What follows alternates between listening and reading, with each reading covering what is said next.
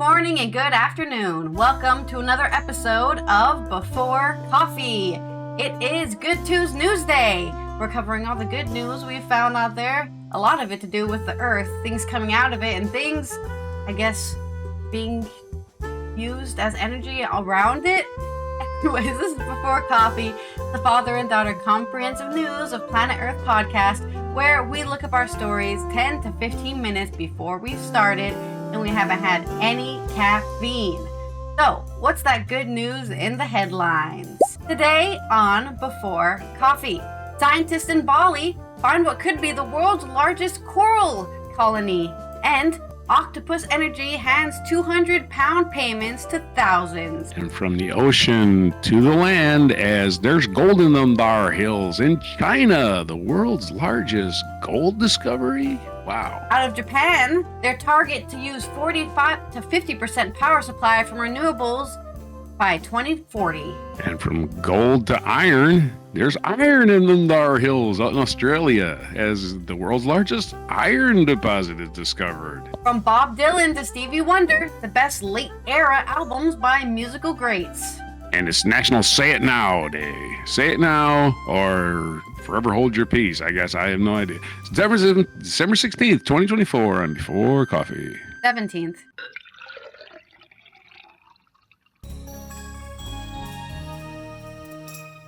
It's the 17th, yes. Let's start with our first stories about things that sound like they're to do with the ocean, but they don't. The first one does have to do with the ocean, but the second one does not have to do with octopuses or octopi. You can say either one.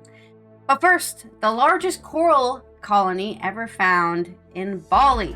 When a massive coral colony, this is from Christina Sabio on Manga Bay News. A massive coral colony was recently discovered in the Solomon Islands. It was believed to be the largest in the world. Then, last week, scientists found an even bigger one in the waters of the Indonesian island of Bali. Coral restoration nonprofit Ocean Gardener announced that Indonesia's marine biologists had measured a Galaxia austratia coral colony in the Nusa Penida, a popular diving site at 58 meters wide by 71 meters long, or 190 by 233 feet. It also uses 10 meters, or it's also 10 meters or 33 feet deep, and covers an area of more than 4,000 meters squared or 43,000 feet squared. In comparison, the Pavona clavis coral colony in Solomon Islands measures only 34 by 32 meters or 112 by 105. So that's 30 by 32 versus the 58 to 71. So it's a very long colony, wider and longer than the one in the Solomon Islands. Vincent Chalias, founder of the Bali-based Ocean Gardener, told Manga Bay in an email, "Large colonies of that species, G. austratia, are quite common, but this one, definitely and by far, is the biggest." Ocean Gardener Research and Scientist Coordinator Manak Mayang was quoted in the announcement saying that this discovery has potential to set a new world record. However, further tests is needed to confirm its status among the world's giant coral colonies. Coral is located in the Lombok Strait, where the Pacific Ocean flows into the Indian Ocean, a central location where corals can grow to gigantic sizes and produce billions of larvae that seeds reefs all over the Indian Ocean, Ocean Gardener said in a post. Chalias said that although the team knew about the large G. austratia coral colony, it only received training to measure giant corals recently with the Map of the Giants initiative of Italy's University of Milano Bicocca MARHE Center. So they knew it was there, but they could never measure it until now. What was known at the coral field are now becoming recognized as single organism coral colonies, Chalias said. We are planning on doing some genetic testing on it to prove that one organism theory, but we could do some aging tests on it as well to find out how old it is. Its strong currents in the area proved a challenge during their dives, but were also why the coral colony is well fed. J. austratia's coral is very well adapted to extract food from the water column, he said. The colony shape creates turbulence in the flows that slows down food, allowing polyps to easily catch prey. Despite its size, the coral is vulnerable to climate change impacts and it is in its second year of massive coral bleaching. Eric Brown, a U.S. National Park Service marine ecologist who was part of the P. clavis coral expedition, told Manga Bay in an email that the reproductive potential of a large coral colony is huge, allowing them to be more resilient and bounce back from major disturbance events. In addition, the large colony may have a size advantage that enables it to resist disturbance events because some parts of the colony are likely to survive, Brown wrote. So yes, this is good news, and you may be wondering, how does this affect me? And if you are wondering that, well, corals are like houses for fish. And if you don't have any houses for fish, you can't have any fish. And then the entire ocean will be empty. There will be nothing living in it, except for plastic. So you gotta keep those coral colonies alive and keep them building and growing so that they can house all of those fish and all of those octopus and all sorts of things that live inside of a coral colony that, they need to live there. I mean, if you watch Finding Nemo's the entire kind of beginning area is a bunch of fish living in a coral colony. And then that big drop off where that barracuda eats Nemo's mom. Spoilers. That's not in a colony. So they protect fish, they keep them healthy, they keep them fed, and then they keep you fed because they're alive. Oh, not the barracudas. Yeah, not the barracudas. In a little bit more shorter news, this from Octopus Energy, which has nothing to do with the ocean. It's from Liam Gilliver on the Bristol Post. Octopus Energy consumers can be lined up for at least £200 to help cover their energy bills during the colder months this year, or I guess this coming year. This comes around 10 million pensioners will no longer qualify for the winter fuel payment following Labour's autumn budget.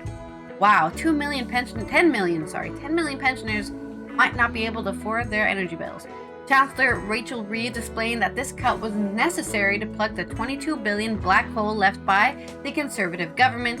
Approximately 1.5 million individuals will still be eligible for the money, worth up to £300, if they were born before September 23rd, 1958. Aw, darn. Not me. Not Raj either, actually. Neither of us can get this. Not that we could anyways, but if we did live in the UK, we would not be able to get this money. If you reside in England, Wales, or Northern Ireland and receive one of the following: pension credit, universal credit, income-related employment and support allowances, income-based job seeker allowance, income support, child tax credit, and working tax credit. Many pensioners who do not meet this criteria say they will still struggle to heat their homes this winter. And as we covered last winter, the UK has a lot of unnecessary winter deaths due to being cold.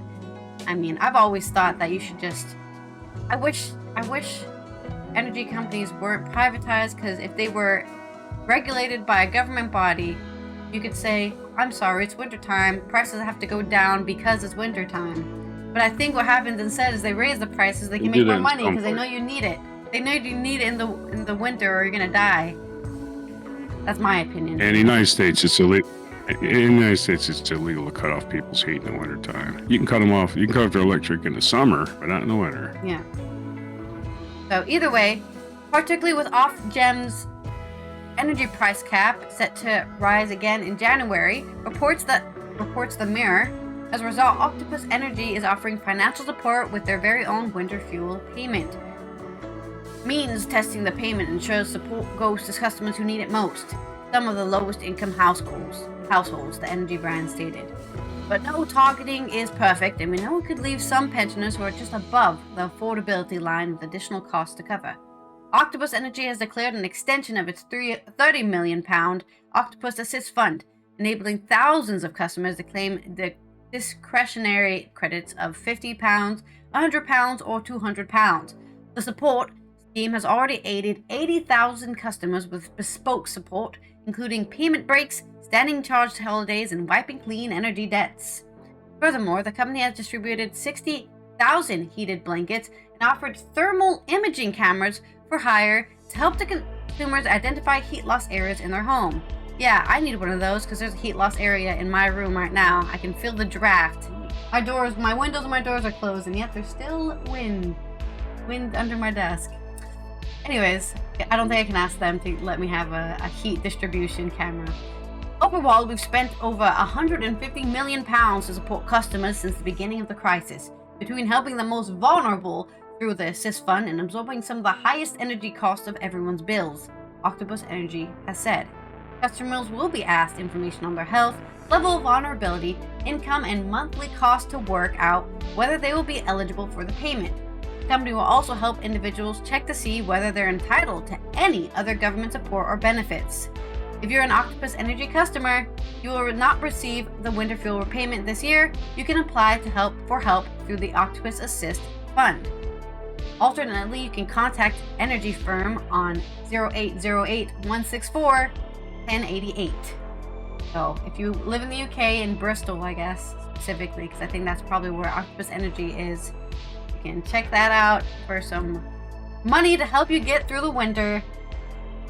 And on to your story. Right on. Yes.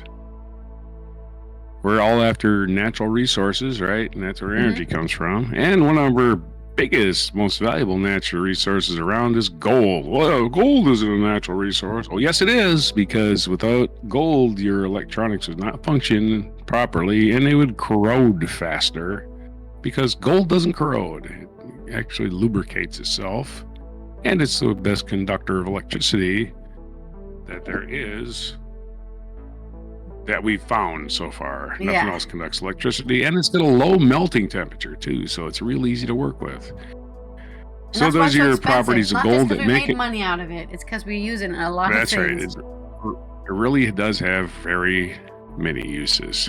So here's a story from Earth.com. Supergiant gold deposit find claims to be the world's largest discovery ever. This is by Eric Rawls. It's the Earth.com staff writer. A recent discovery has drawn attention to a deposit containing about 1,000 metric tons, or 1,100 US tons. Like, people can visualize that. It doesn't take a lot of gold, because it's very heavy too. So it doesn't take as much gold as it does, say, aluminum, you know. If ultimately proven true, the massive find would make it the largest gold deposit on Earth. The news has turned heads around the world, considering that such a find could influence global markets, local economies, and long-term mining strategies. There are more actually valuable things in Earth than gold, but they're quite rare. Gold isn't all that rare. It's just hard to find a lot of times. The deposit sits in a region known for mineral wealth, but is now proven to be far richer than anyone has previously guessed. In early examination, it appears to meet the criteria of what experts call a supergiant deposit, a term used when gold resources measure up not in millions, but in potentially billions of ounces, surpassing even well-known reserves around the world. Bureau prospector Chen Rulin at the Geological Bureau of Hunan Province has been closely involved in examining the site. What makes gold deposit supergiant? Not all gold deposits earn the title supergiant. Deposits of that magnitude represent natural collections of gold that formed under special conditions. Such conditions can lead to concentrations exceeding those in typical mines, which usually hold far fewer ounces. China's newly identified reservoir is valued at approximately 600 billion yuan, or $83 billion. Comparisons are already being drawn to other well-known sites, surpassing even the 900 metric tons believed to lie within South Africa's Deep Mine, a deposit long celebrated for its riches. The Geological Bureau of Hunan Province has confirmed that the detection of 40 gold veins stretched within a depth of about 2 kilometers. Each of these veins is like a thin thread of treasure winding through layers of ancient rock. These 40 gold veins at the Wagyu goldfield were previously thought to contain about 30 metric tons of gold. Three-dimensional modeling suggests that there may be even more hidden further below, a depth of about 3 kilometers, hinting at the possibility that the newfound riches extend beyond the initial surveys. Many drilled rocks cores showed visible gold, says Bureau prospector Chen Rulin. Every metric ton of ore dug from this area might contain as much as 138 grams or 5 ounces of gold. That seems like a small amount, doesn't it? Experts consider ore from the underground mines high grade if it contains more than 8 grams. So this is a serious cut above usual fine. So 138 grams and 8 grams is quite, what is that? Do the math. I don't know. It doesn't come out evenly, but do the math. 8 times 15 is 90, right? So, wait, is that right? Probably not right. 8 times 15 is 120. So there you go. 8 times 15 is 120. It's a little bit, something like that. 10 times, almost, whatever. I can't do math. I'm going to go back to reading the story. Experts consider, I can do math in the morning. I can do it later, not in the morning. Experts consider one of the... I don't know why you're looking at me. I deleted that part of my brain. Well, I got a calculator. 138 divided by 8. Boom. It used to come up. But not anymore. 8 times 16 is 128. I know that. 8 times 16 is 128. So there you go. Anyway. China has already claimed a major place in the gold market, maintaining reserves exceeding 2,000 tons earlier in 2024. Its miners are no strangers to success, contributing about 10% of the global output. News of the discovery has further driven an uptick in gold prices, adding to a rising demand worldwide. Why would a discovery of gold drive the price higher? You think it would drive it lower because there's going to be more of it. Maybe people just want to buy it all out so that they can have a surplus. It's greed, funnily enough. They want to buy all the gold for when the price goes down? It makes no sense to me. I'm just saying. There's more gold, wouldn't you think there would be? Make it cheaper. That's usually. I mean, I think if you look at historical discoveries of a surplus of something, there is like an initial price hike because people do want to make. Oh, everyone knows about it. Everyone's going to come by. Let me sell it for a little bit more, so that I can make more profits than I thought I would.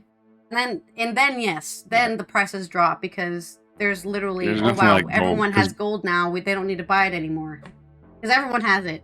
They have it for ever. There's nothing like gold though. Yeah. It's totally speculated on. Unlike any other mineral, it's totally speculated on way over its actual value. That's why it's traded on the markets and it goes up because people have used it for the basis of their economies. Anywho, gold is a finite resource, meaning there's only a certain amount on Earth, which is not true because it can come from the overheating of a asteroid or a meteor hitting the Earth can cause the formation of gold. Gold is formed really super hot temperatures anyway. So far, humans have mined about 53,000 metric tons of gold throughout history, and experts believe there could be another 50,000 metric tons hidden underground waiting to be found. I think there's more underground than what we found. Humans are so full of themselves, seriously. But we only found so much. It must not be like humans are stupid, and I think their best analogy is that we don't think there's other life out there as intelligent as us, even though we explored like 0.000001 of the known universe or theorized universe, and the analogy is taking a handful of ocean water and say, look, there's no whales in the ocean. That's basically what we do. We take a small sample and think that describes everything.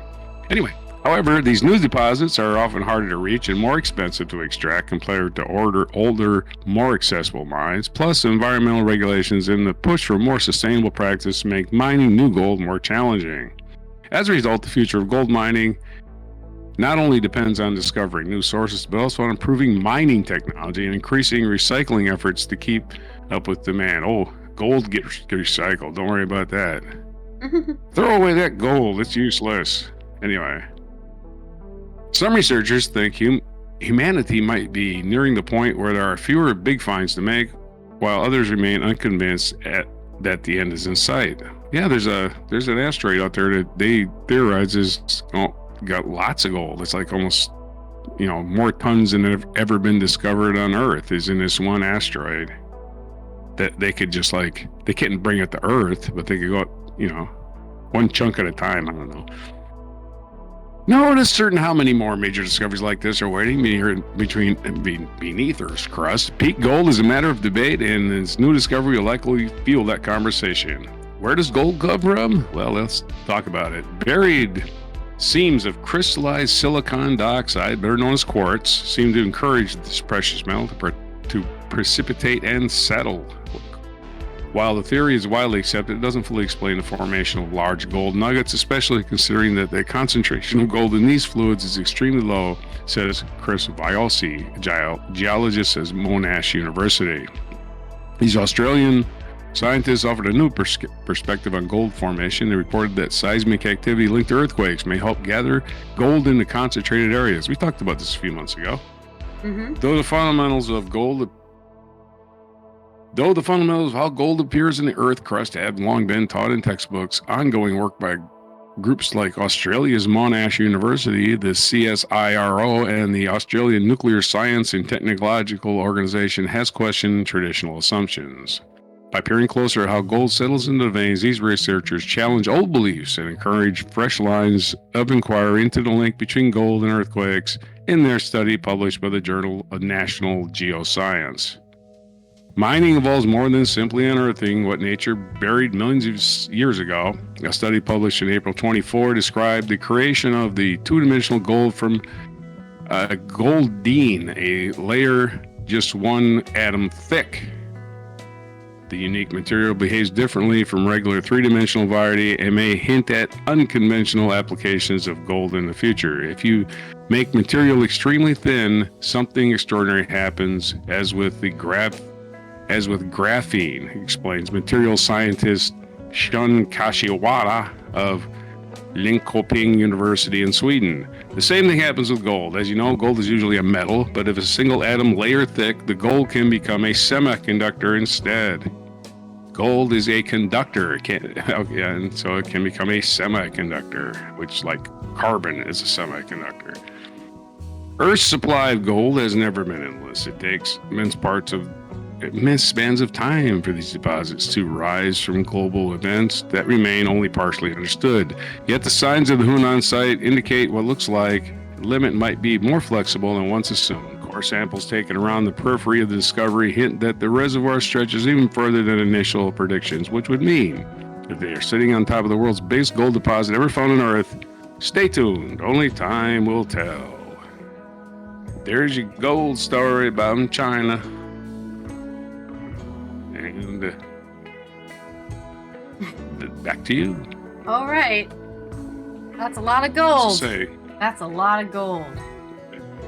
In I'm not going to get none of it. more environmental news, let's talk about Japan's targets for power until 2040. As I think we've talked about this, many countries are taking the initiative and focusing on certain types of power sources for the rest of at least until the next 10 or 20 years. Japan is focusing a lot on renewables. This is on Reuters by Yuka Obayashi and Kata Golopakova. Japan targets 40 to 50% renewable energy by 2040. Nuclear power to account for 20% of Japan's 2040 energy supply, and thermal power to decrease to 30 to 40 by 2040, and focus on LNG. Japan wants renewable energy to account up for more than 50% of its electricity mix by fiscal year 2040, with nuclear power taking up another 20%, according to a draft of its revised basic energy policy, as it makes a clean energy push while meeting rising power demand. As the world's second largest importer of liquefied natural gas and a major consumer of Middle Eastern oil, Japan and its basic energy plans are drawing global attention from oil, gas, and coal producers, who are probably looking for a new country to sell to. Oh no, our money! While the previous energy plan's primary focus was decarbonization, it has shifted greater attention to energy security given heightened geopolitical risks, including the Russian-Ukraine war. Wouldn't be the first time Russia and Japan had a war together. Though Japan, interestingly enough, actually defeated Russia in the war. That was, and everyone was shooketh. What? Japan, that small island country, defeated the Great Russia? The Industry Ministry's policy draft, unveiled today on the 17th of December, proposes increasing renewables to between 40% to 50% of power supplies in the 2040 fiscal year, roughly doubling the 22.9 share that is currently in this fiscal year of 2023, and exceeding the target of the 2030 target of 36% and 38%. Thermal power usage, particularly from inefficient coal-fired powered plants, is set to decrease to between 30 and 40% of the mix by 2040 from the 68% in 2023, although the draft energy policy does not specify the breakdown of coal, gas, and oil. They should just go all the way to thermal power itself, which is when you use the earth. There's a bunch of volcanoes around there. Look at Iceland. Iceland, I think, has a large majority shared power is its volcanoes. So why isn't Japan doing the same? They have so many places that have hot springs, and they could be using that as power, and that doesn't cost anything to the environment. Right. Did you want to say something? Yeah, if you're on the ring of fire. Yeah. No, yeah, okay. Just you're on the ring of fire. So. I don't know why they're not using that. Thermal energy. Yeah. Yeah. Advocates for renewable energy have criticized the draft, however, noting the lack of roadmap for phasing out coal-fired power.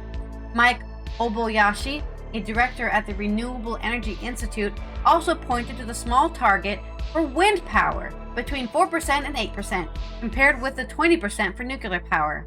That could leave Japan lagging in wind power compared with other markets worldwide. The draft also called for the government and the private sector to secure long-term LNG contracts to hedge against hikes in supply distribution risks.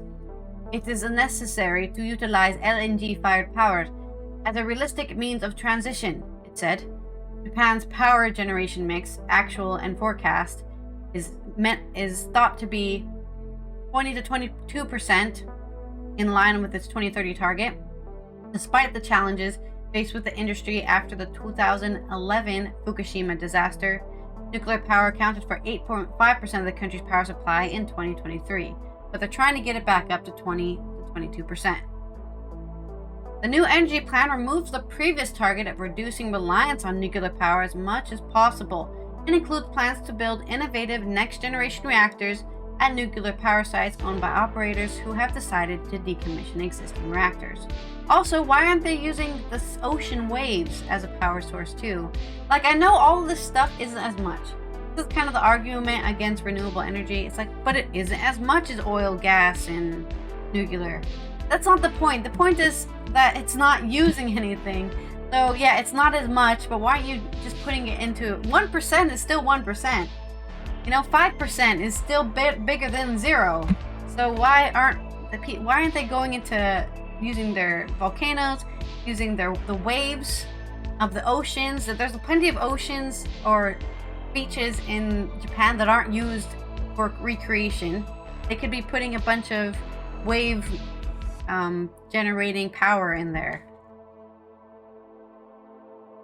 The 2040 forecast, the new energy plan removes the previous target of reducing reliance on nuclear power as much as possible and includes plans to build innovative next-generation reactors at nuclear power sites owned by operators who have decided to decommission existing reactors. The 2040 forecast assumes an increase in electricity demand of between 12 to 22% from the 2023 levels, particularly from semiconductor factories and data centers. All targets are provisional. The new proposed energy plan is more realistic than the existing targets through 2030, some analysts say, indicating that the government wants to attract investments in renewable energy, including storage batteries, and keep LNG as transition fuel. The target government has finally realized that nuclear power is important because it can provide the country with affordable energy and stable load, and data centers need energy 24/7.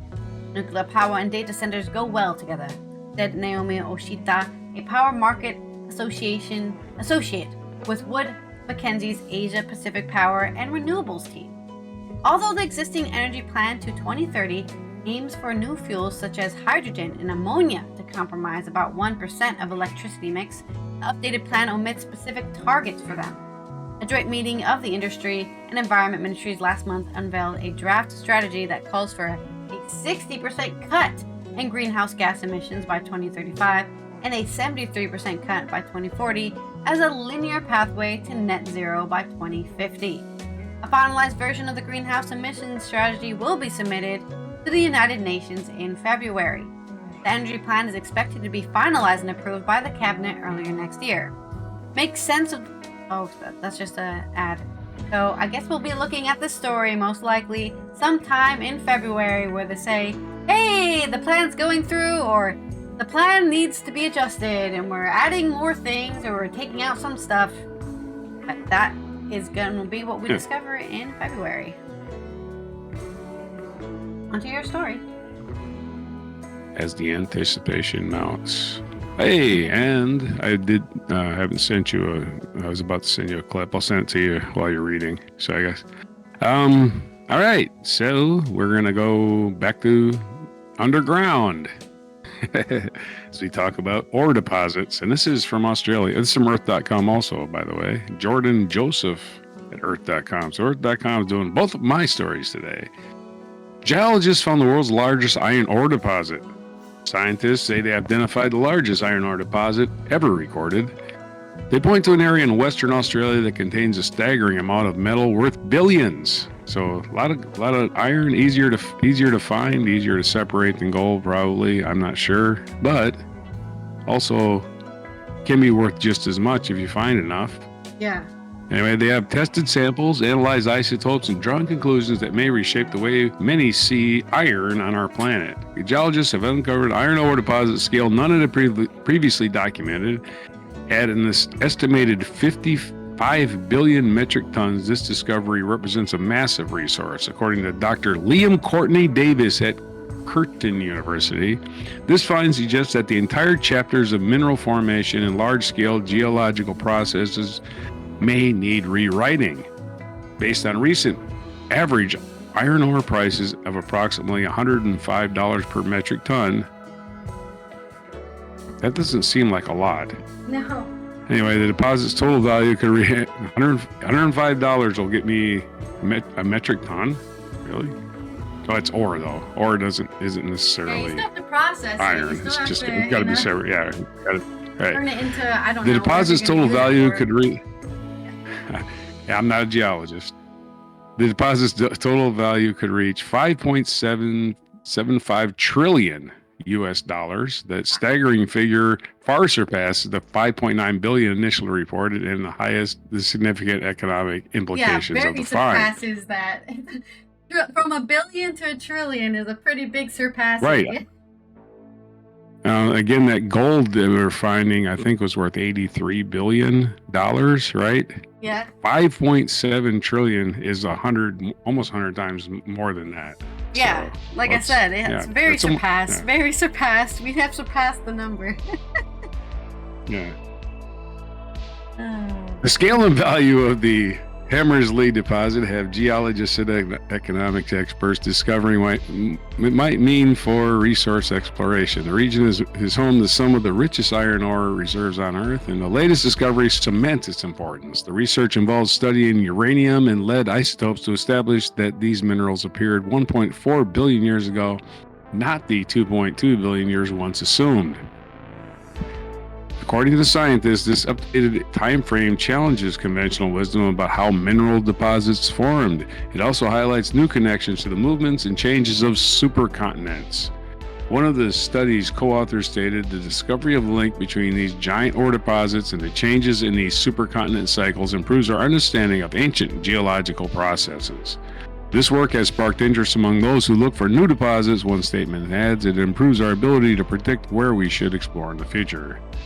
The energy from this epic geological activity likely triggered the production of billions of tons of iron-rich rock in the Pilbara, indicating that the data gathered from these formations may guide future prospecting efforts.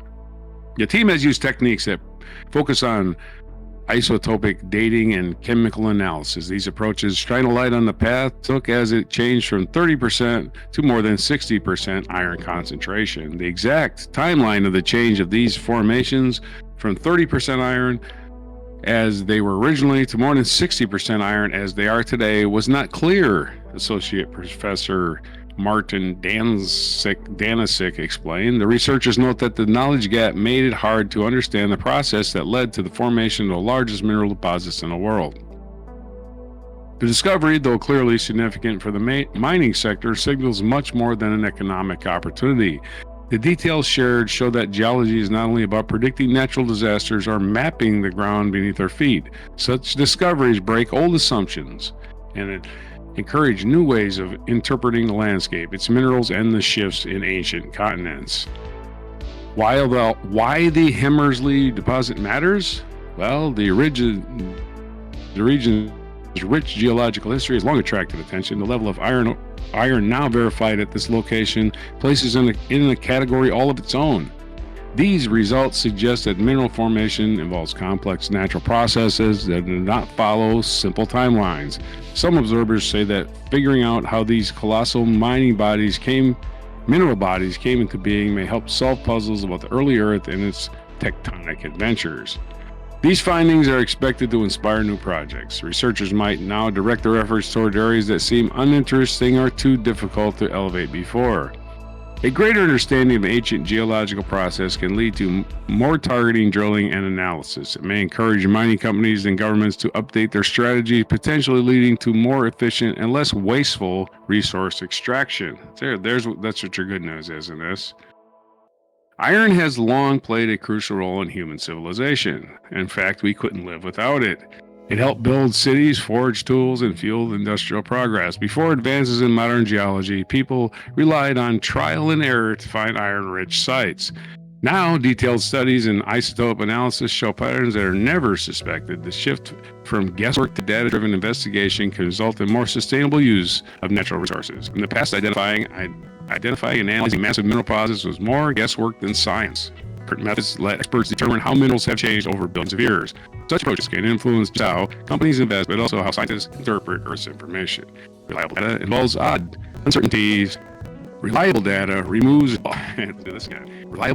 old uncertainties and suggests that other surprises may remain hidden beneath the surface. Australia already dominates the iron industry. Adding a discovery of this magnitude may confirm its position. This does not only matter for export numbers or stock prices. It may influence trade deals, global supply chains, and stability of prices. When basic assumptions about resource formation shift, it can have effects that ripple through multiple industries. No one is claiming to have all the answers. In fact, researchers emphasize that they are still putting pieces of the puzzle together. They have shown that what was once considered standard geological knowledge needs rethinking. With new data, people who study the planet's past might draw clearer pictures of how continents shifted, how resources formed, and how life adapted along the way. There could be more hidden stories awaiting. New methods, fresh approaches, and openness to challenging old ideas may reveal more giant deposits or explain perplexing geological patterns. Each fresh insight could shape how science evolves and how societies approach the resources that support everyday life. And that concludes our story. Of course, we could not live without iron, and for one simple reason. Earth has a core that is made of molten iron, and molten iron it's not a conductor of electricity. It's very, it's polarized, right? Yes. Negative and right? And Earth, right? And it creates something called a magnetic field. And a magnetic field deflects harmful rays like X-rays and gamma rays cannot burn holes in our skin because of our nice little magnetic field protecting us. So there's our story. Back to you. Okay. Good old magnetic field. Love a magnetic field. Okay, let's go to our next story, which is the culture segment of our Good Tuesday. We're going to talk about the best late era albums by musical greats. Of course, what considered late era is all up to your own interpretation, but according to Laura Barton on The Guardian, this is what she determines as late era albums by people such as Bob Dylan and Stevie Wonder. So, the first one on the list is Rough and Rowdy Ways by Bob Dylan. This came out in 2020. For a time, it looked as if Dylan might be settling into the gentle downstream of American songbook and pop standards, releasing 3 such cover albums in his late 2010s. Then, in 2020, he unleashed the masterpiece that is Rough and Rowdy Ways. Purely poetic and largely preoccupied with the purpose of art, its 12 tracks seemed not just original songs, but strikingly original thoughts. The record's lead single was Murder Most Foul, which rolled in at 16 minutes and 54 seconds. That's a long song. They don't make them like that anymore. And enlisted Fiona Apple and Blake Mills, and considered the assassination of JFK in the broader setting of U.S. political and cultural history. It was audacious and wonderful. None of the record's other tracks touched such magnitude, but they maintained the lyrical complexity and precision you expect from Bob Dylan, and included references to Warren Zevon, to Walt Whitman, Charlie Poole, Mary Shelley, and the ancient Roman poet Juvenal. They embraced acoustic folk, electric blues, and a vocal that seemed variously composed of tar and resin, barnacles and sun bleach, and the soundcrafts of time itself. So that's the little review there of that album. Next, you've got Blue and Lonesome. Sorry?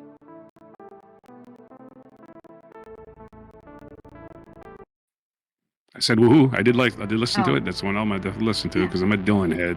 So yeah, lots of good material on there. He agrees. Lots of good, really. Then we've got the Rolling Stones' Blue and Lonesome for 2016. It was tempting to nominate 1983's Undercover as a great Stone albums of their later years, but let's be honest, 2016 is way later than 1983. And while artistically it plainly is a late Stones album, chronologically it comes from the first third of their career.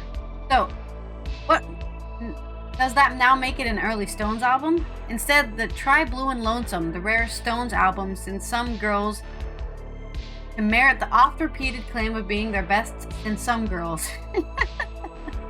Blue and Lonesome was the Back to the Roots album, 12 old blues numbers recorded over 3 days in London with minimal fripperies. It is raw, rattling, and exciting, and an album that sounds like musicians playing for each other rather than trying to make a record to give them an excuse to tour again. Mick Jagger's harmonica playing throughout is fantastic, and the whole thing serves as a fitting epitaph to Charlie Watts, whose drumming gives Blue and Lonesome its swing. Alright, then you've got an album from Aretha Franklin from 1998, A Rose is Still a Rose. Hip-hop is not a genre you would immediately associate with Aretha Franklin. I can say her name. By 1998, the 56-year-old diva had released more than 30 albums defining the 20th century sound of soul, R&B, and gospel. But before the new millennium arrived, she decided to switch into an unexpected and exciting new direction. For her 34th record, A Rose is Still a Rose is a late career reinvention featuring hip-hop producers Jermaine Dupri and Daryl Simmons, all well-known, as well as vocalist Lauryn Hill, exploring boom rap rhythms, sultry R&B, and Mariah Carey referencing anthems across its 11 tracks. I would say she's the original Mariah Carey, Aretha Franklin. Then we've got Willie Nelson's God's Problem Child, 2017. That's right, fellow twin of Dad here, Willie Nelson, has not slowed down across the 21st century, and he continues to release albums at a rapid pace. But God's Problem Child, released to coincide with his 84th birthday, found Willie raising his game by focusing on mortality. 7 Nelson originals are largely celebration of life well lived. On Still Not Dead, he laughs at reports of his death. It Gets Easier is a hymn to the simple pleasures of aging, while Delete and Fast Forward is a rocky rejection of Donald Trump's then recent victory. Won't Ever Be Gone is a moving tribute to Merle Haggard, the country singer who died in 2016, while the title song is a blues-soaked meditation on a life flawed yet blessed. Throughout this outstanding album, Nelson sings with grace. Then you have Donna Summer, Another Place and Time, from also 1989 with Aretha Franklin's album. Their beefed prince was Rick Astley, their shiny princess clearly Kylie, but the late 1980s empire of Stock Aitken's Waterman needed a queen. Either Donna Summer, Another Place in Time, Enter Donna Summer, Another Place in Time, came about after Summer's husband, Bruce Sudano, met Pete Waterman by chance in LA. Sudano thought the Brits could add commercial oomph to his wife's career, which was badly flagging after her 70s disco peak. The production house Crunchy Synths and Tiny Drums do date these 10 tracks, but that's not a bad thing. He nails power ballad tenderness on the title track, the switch from drama to hands in the air, high NRG on Love's About to Change My Heart, and polishes the Balearic shimmer of Breakaway. He also skyrockets the already excellent single, This Time I Know It's For Real, her first top 5 UK hit since No More Tears, Enough Is Enough with Barbara Streisand, which released a decade before. So a nice return to the pop world. For Stevie Wonder, you have his 1991 album, Jungle Fever. Stevie Wonder displayed little interest in competing with his unmatchable 70s hot streak over the decade that followed, focusing instead on extracurricular activities such as making Martin Luther King Day a national holiday. Wow, I had no idea he can take credit for that. Wow, that's pretty cool. Procrastinating over the few albums he delivered. Maybe the non-negotiable deadline of composing the soundtrack to Spike Lee's interracial romance focused his mind, as it proved his strongest album since 1980's Hotter Than July. The haunting I Go Sailing reconjured the exquisite melancholia of 1974's fulfilling this first finale, while the playful If She Breaks Your Heart was a classic Motown robed in modernist technology, and Queen in the Black was a lustful, danceable act of worship, and the robust, restful future funk of At Each Other's Throat and the title track easily held their own against their reigning new jack swing of Jam and Lewis et al. Old master reminding the young pretenders he invented the game and he played it best. Hell yeah, he did. The Fall, the Real New Fall LP, formerly Country on the Click from 2003, after their 80s imperial period gave way to dissolute 90s fall watchers, feared that Mark E. Smith's epoch of avant-garage ring mastery was at an end. But as Smith nears here, it's only humans that carry the past around. Smith was never a man for nostalgia. Few musical figures have matched his capacity for regeneration. Still, he understood the fundamentals, and at first, this is what you hear. The Cro-Magnon thump of mountain energy is a resonance of intent. But from there, the album gets wider and wilder in scope. There are cosmic punk epics, wistful folkish detours, and mischievous sound experiments. There are lyrical dissections of everything from aging football hooligans to the internal dynamics of the Beach Boys.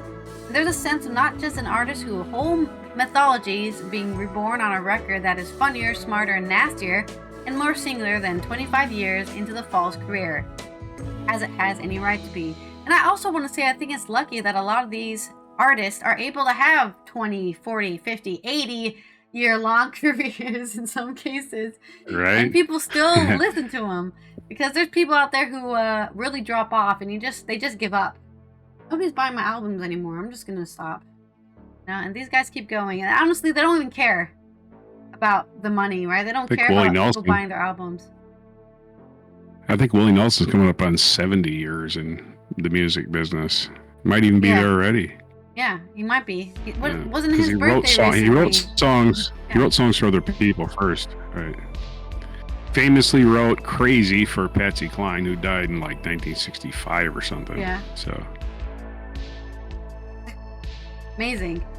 Another long-running musician, artist, Bruce Springsteen. Of course, this album is kind of from quite a while ago. I think some people might not have even been born. Magic from 2007. The best Springsteen album of the 21st century was politically committed.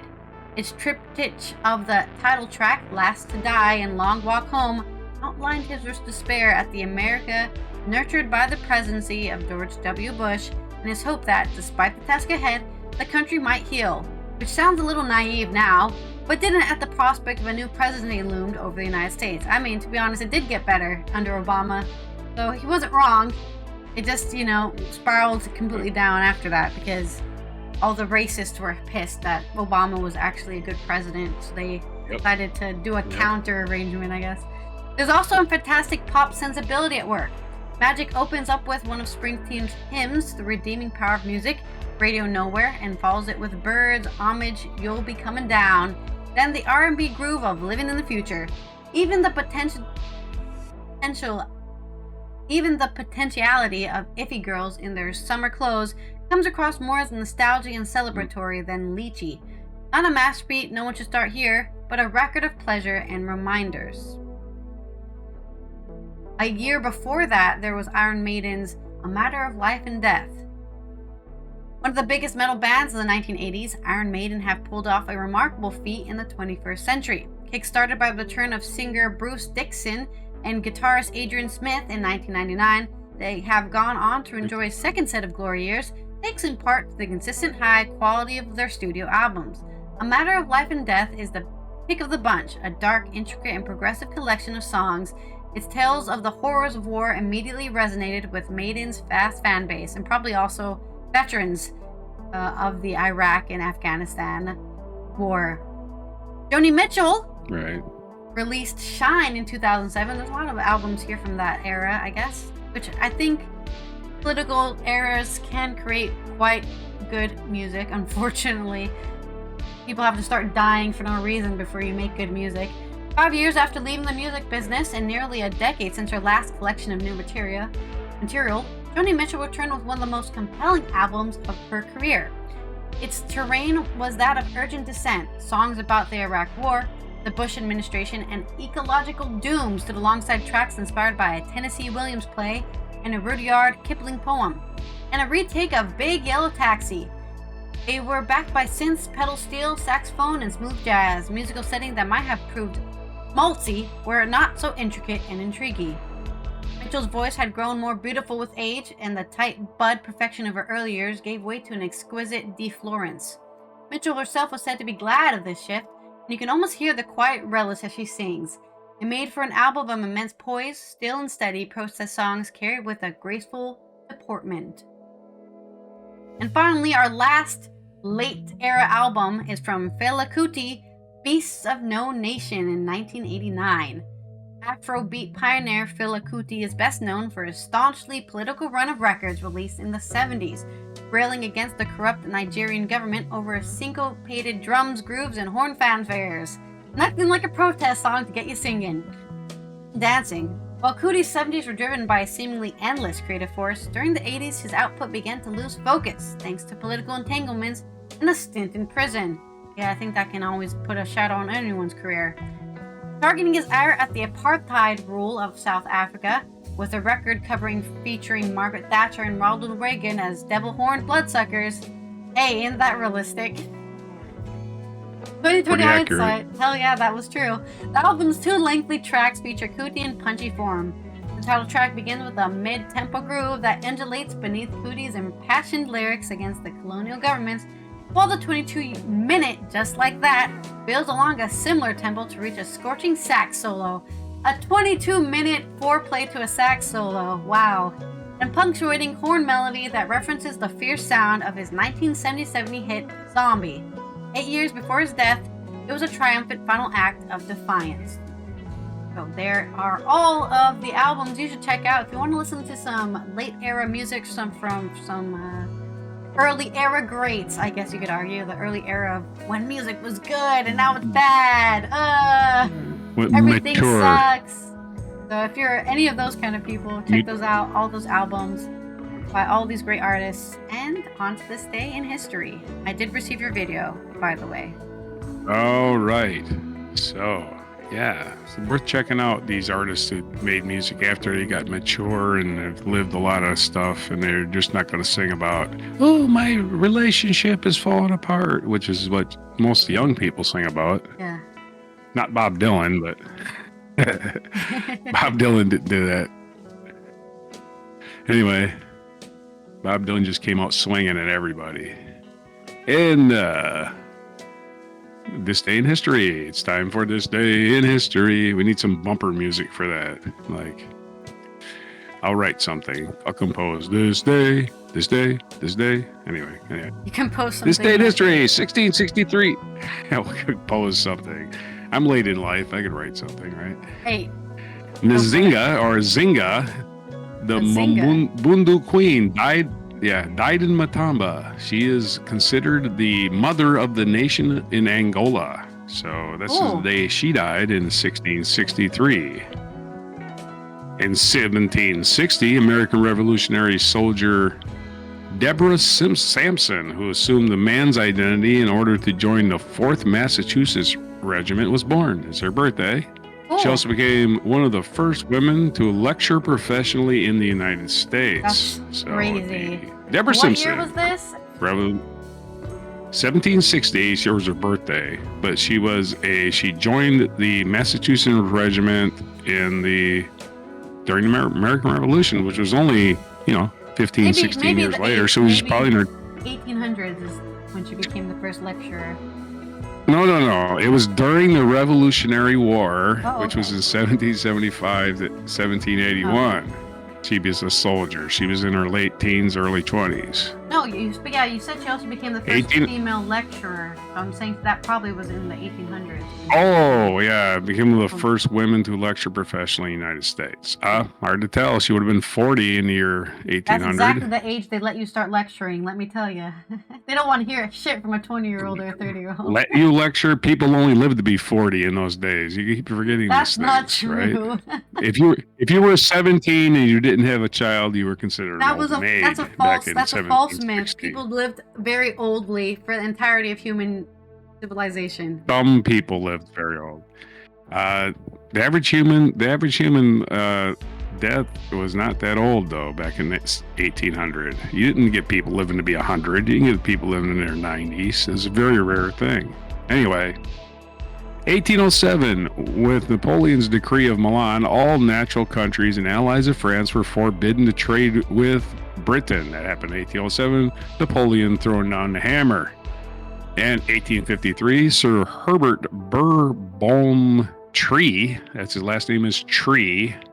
Herbert the Tree, one of the most successful actor-manager of his time, was born in London.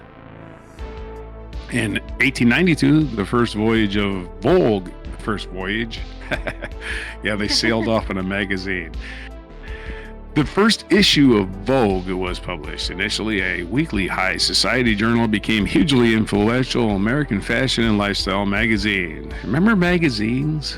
You can still get them at airports, I think.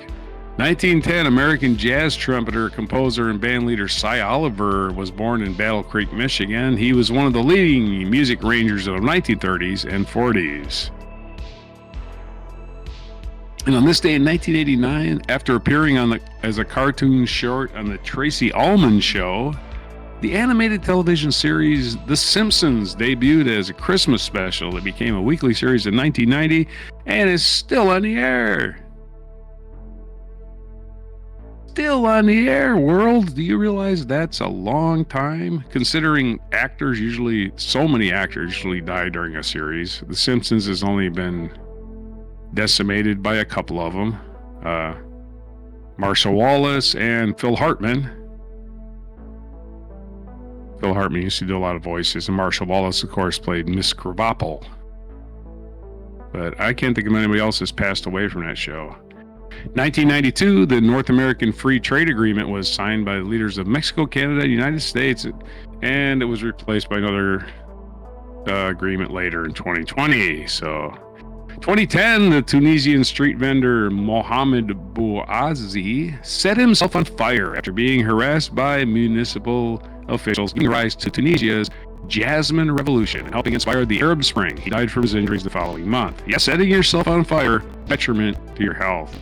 In 2011, speaking of dead people, North Korean ruler Kim Jong-il died and was succeeded by his youngest son, Kim Jong-un, and things instantly improved in North Korea. Just kidding, it's still shithole. Anyway, I can't say I've been there, but I tell you what, I wouldn't live there. You have no rights, and even criticize anyone. They execute you. 2014, the United States and Cuba established diplomatic relations that have been suspended for more than 50 years. So Obama did that in 2014. Of course, morons tried to stop it because they tried to stop everything Obama did. They go, oh my God. Mm-hmm. My God, his skin is white. We must stop him. Our featured event, 1903, flight of the Wright brothers. On this day in 1903, near Kitty Hawk, North Carolina, brothers Orville and Wilbur Wright made the first successful sustained flight on an airplane. Orville first gliding 120 feet through the air in 12 seconds. And they lost your bags. Just kidding. W.L. Mackenzie King is our feature biography. He was the Prime Minister of Canada. He was born December 17, 1874 in Berlin, Canada. Died July 22nd, 1950 in Quebec.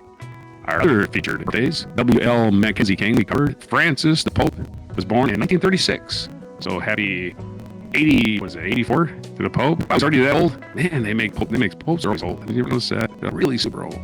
1942 is the birthday of Muhammad Buhari, head of state of Nigeria. Chris Matthews was born this day in 1945. He's an American journalist and political commentator. And boxer Manny Pacquiao, Filipino boxer and politician. He's a politician now.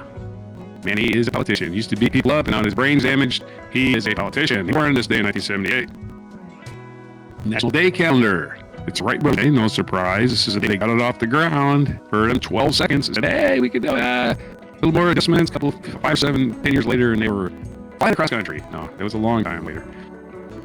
Also, National Maple Syrup Day in the United States. Maple syrup is a delicate treat. It's getting rarer and rarer with climate change, as the winters are going to not be as long enough, and the tropical zone moves farther north, and maple syrup needs cold winters.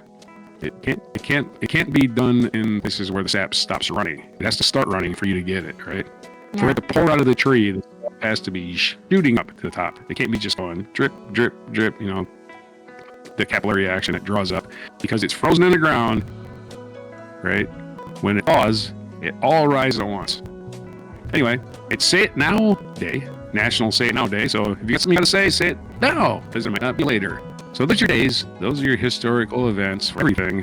December 7th, 2024, and before maple syrup. Love me some maple syrup. Of course, here we put syrup on not a lot of things actually, but there is syrup. And let me look up if there are any days. No, there aren't days. There is a day tomorrow. There's a UN day tomorrow, but we have like a whole week of just no UN tomorrow. We're taking a break from observing anything until tomorrow. Don't forget, say it now. You might want to say it now because it might not be tomorrow. Huh? Say it now day. No, we'll definitely. Anyway, why would we be here tomorrow? What do you plan? Nothing's guaranteed. Okay. That's true. Very good. Anyways, this has been Allison here from the Netherlands and Raj from the West Coast of the United States. We will see you tomorrow for Wacky and Weird Wednesday, where we'll cover all the wacky and weird news that is going on this week. And we will find it. Don't worry. We're going to find people doing weird things with animals and smuggling, I don't know, Oreo cookies across the Spanish border. I don't know. I'm just making stuff up. But it's weird and wacky out there.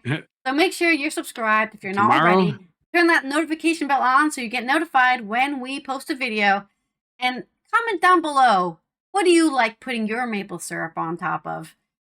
Most people would probably say waffles or pancakes. But hey, there's some weird stuff out there. Bacon. I love putting syrup on bacon. I'm going to say that right now. I put it on my sausages. Yeah. Great combo. Too. That sweet and salty combo. So let us know in the comments below. Like this video. And let's go to our mic drop moment. Tracy Ullman Show. First started on it. Right. Yeah. This is the very first appearance of The Simpsons on television. Look at Maggie. I used to watch this show, so I remember this. They're so tall. By its body language. I think its body language is saying, very I want to tall. play. And it's the same voices. Went to market. I think its body language is kicked in the game's face. over. Look at it, just lying there. I wonder how we look to it. Gooba gooba gabba. You're our little sister. Gooba gabba. Oh gooba, no. Gabba. One of us. Just think, Maggie, someday, if you're lucky, you'll grow up to be just like us. Oh Do no. you think a little baby could possibly imagine what its future is going to be like? I wonder if it has any hopes or dreams or fantasies. Oh no, the big baby playing with the toes. No tickling, no tickling. Oh, come on, man. Maybe it's thinking how much it loves us. I guess we'll never know.